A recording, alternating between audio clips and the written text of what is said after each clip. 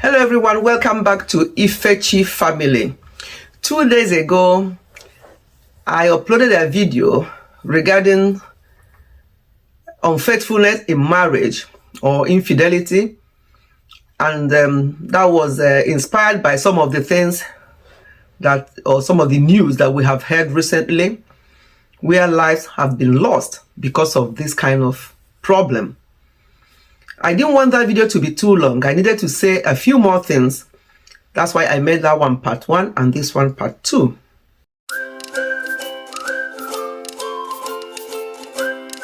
Infidelity undermines the very foundation of marriage in many ways.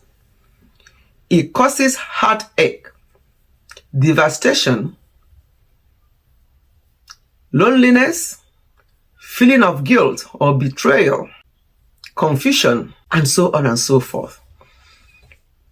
People do not actually understand fully the implications of what they do. I don't think they understand fully the implications, because if they do, people will think twice. Couples, spouses will think twice before doing something like that.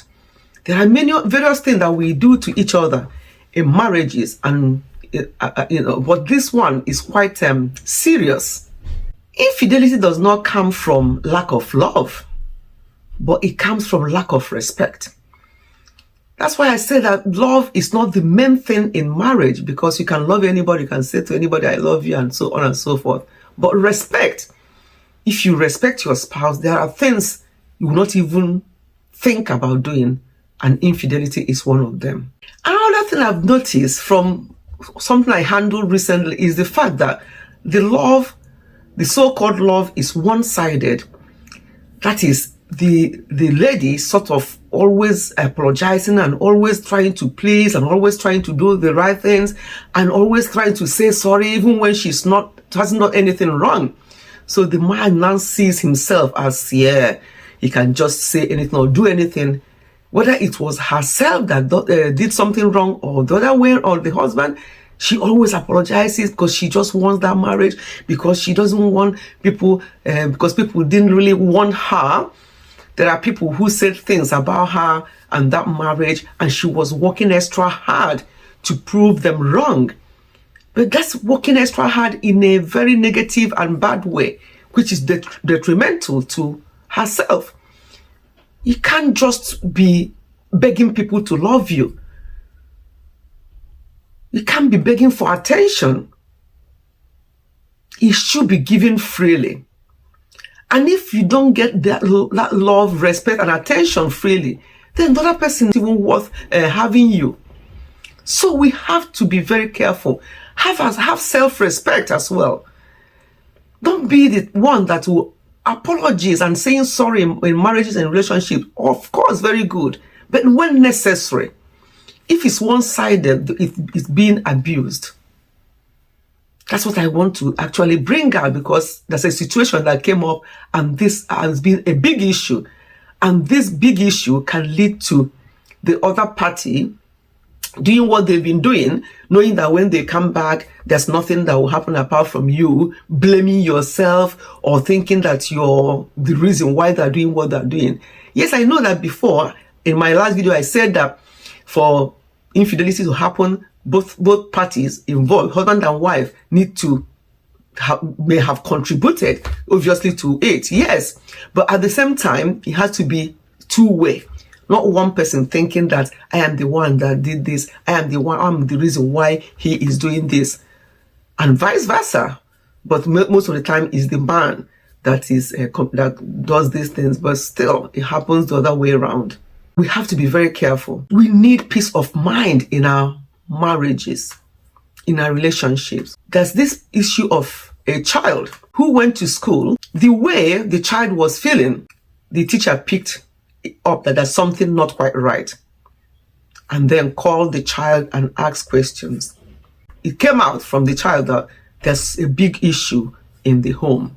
The teacher said that they noticed that sometimes the child will come to school a bit unkempt, not unkempt, not looking good, always hungry and taking things from other children to eat, So they've noticed that, but they thought maybe just hardship or something, and they've been supporting.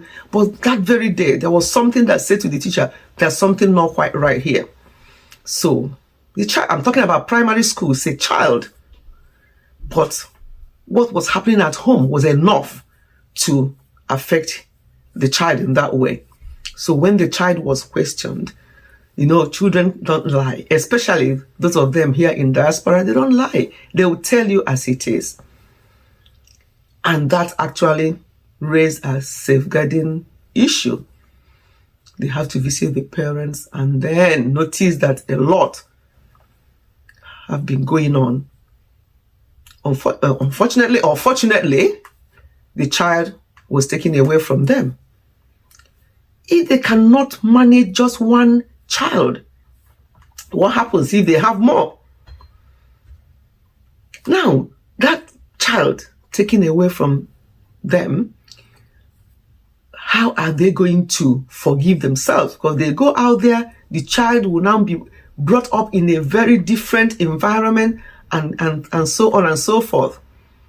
But that's that's what doing cause problems at home can cause if you're not careful.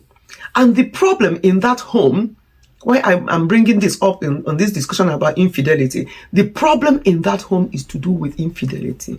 And it came out that actually, because that child, as I say, is in primary school, no other sibling yet, that's waiting for a fruit on the womb, and they've noticed that the husband noticed that that his wife was doing something with this. I don't even want to go there, but that's why I say when you go to church, when you want to belong to any organization, do it with your sense. Know your boundaries. So it transpired that there's something going on. And each time he questions his wife, there's always an excuse why she's always leaving on time to go to something to do in the church, coming back late and going in the midweek to do something because the husband obviously was very busy, goes to work, but the wife does not go to work. So things were happening. And this child was hearing all the things, all the arguments, all the problems. And it affected him so much that it became obvious in school that there's a problem. So please, infidelity and such like are causing so much havoc in families. It's making some parents to even lose their children. Let us have open and genuine conversations with our spouses when we notice that something is going on. Let us not be too quick to go out there to social media, because that can actually be damaging.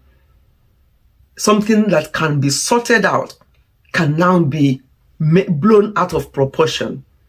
And then, the mental health is real.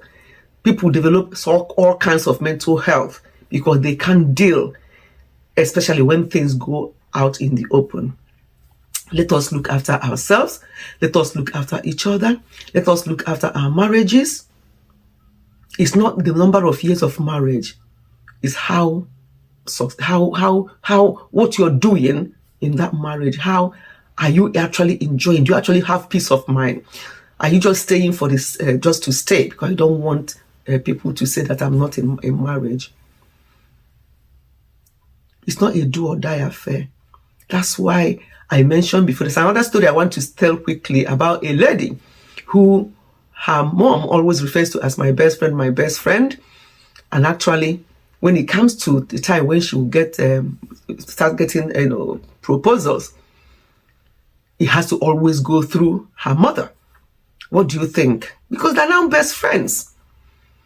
She can't make her own decision, and that actually affected her so much that eventually when she eventually got into the marriage that her best friend, her mom, approved, she was not happy.